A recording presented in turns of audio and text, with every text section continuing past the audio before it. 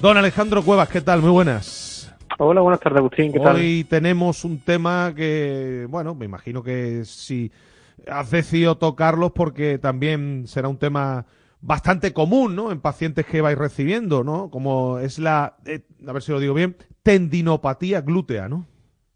Pues a ver, no es quizás la tendinopatía más habitual, pero como también hemos trabajado otras tendinopatías anteriormente, creo que no está mal también hablar de ellas. También es algo frecuente, por así decirlo. Tendinopatía en el culete.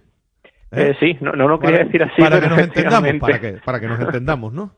Exactamente. Bueno, pues como tú bien dices, el glúteo o los glúteos son unos músculos que tapizan la zona glútea, la zona del culo, y tienen distintas inserciones. Podríamos dividirlo entre glúteo mayor, glúteo menor y glúteo medio, y suelen ser el glúteo medio y el mayor los que más suelen tender a lesionarse generalmente, aunque cada persona es un mundo. Y bueno, pues por así decirlo, el glúteo mayor es principalmente extensor de cadera, el glúteo medio es sobre todo rotador de cadera, pero ambos tienen una función estabilizadora que también es muy, muy, muy importante.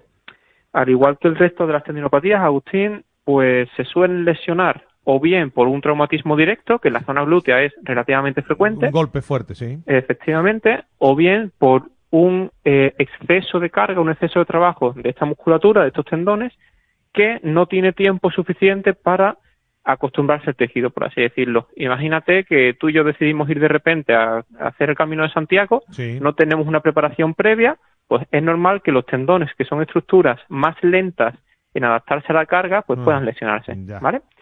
Y nada, pues una vez aparecida la lesión, será importante hacer un buen diagnóstico diferencial, comprobar que efectivamente sea un problema del tendón y no otro tipo de lesión, por ejemplo una ciática o un problema lumbar que irradia glúteo, y es por tanto vital hacer un buen diagnóstico diferencial, pero una vez se confirma que efectivamente es una tendinopatía glútea, haremos el trabajo habitual de la patología de tendón, que básicamente es en la fase inicial controlar la inflamación y el dolor, y una vez está controlada esa primera fase, que suelen ser días realmente, no es algo especialmente duradero, empezar a remodelar el tejido y a madurarlo con una serie de ejercicios que intervengan directamente en esos tendones, intentando producir pequeñas molestias, pero no estar peor nunca más de 10 minutos, y controlando, pues lo dicho, que el tendón se vaya regenerando, que vaya capacitando las fibras lesionadas que ahora están en proceso de regeneración, para que más adelante sean unas fibras competentes y puedan realizar la función que les compete al fin y al cabo.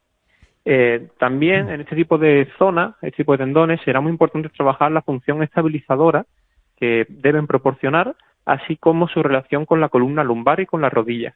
¿De acuerdo? Son tendones muy importantes en la transmisión de cargas y en la alineación, por así decirlo, de la pierna, cuando hacemos una inclinación, cuando hacemos una sentadilla, cuando hacemos una zancada, y serán ejercicios que tendremos que ir realizando para ir mejorando el control y la estabilidad.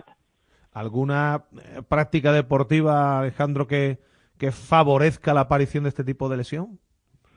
A ver, por traumatismos, diríamos que cualquier deporte que implique rodillazo un posible en un partido de traumatismo, fútbol, golpe por detrás, una entrada. Imagínate una melee y una caída en Correcto, rugby, también. por ejemplo. Y después, siendo sincero, no es una tendinopatía que se da con especial frecuencia en algunos de los deportes más habituales. Digamos que no sería equiparable a nivel estadístico con un tendón rotuliano o con un tendón de Aquiles. Aún así, sí es cierto que llegan deportistas con ellas, y muchas veces, siendo sincero, más por una descompensación que por otra cosa.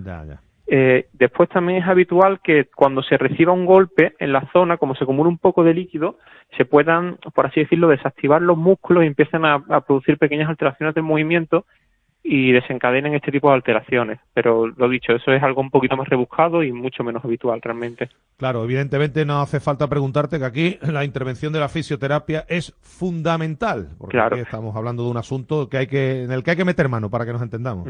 A día de hoy, siendo sincero, las tendinopatías, lo que más defiende la evidencia que se debe trabajar en ellas es el ejercicio progresivo, la carga progresiva, y ahí es el terapeuta, el fisioterapeuta en este caso, el especialista en ejercicio terapéutico cuando hay una lesión, y por tanto en esas fases iniciales será vital el trabajo del fisioterapeuta.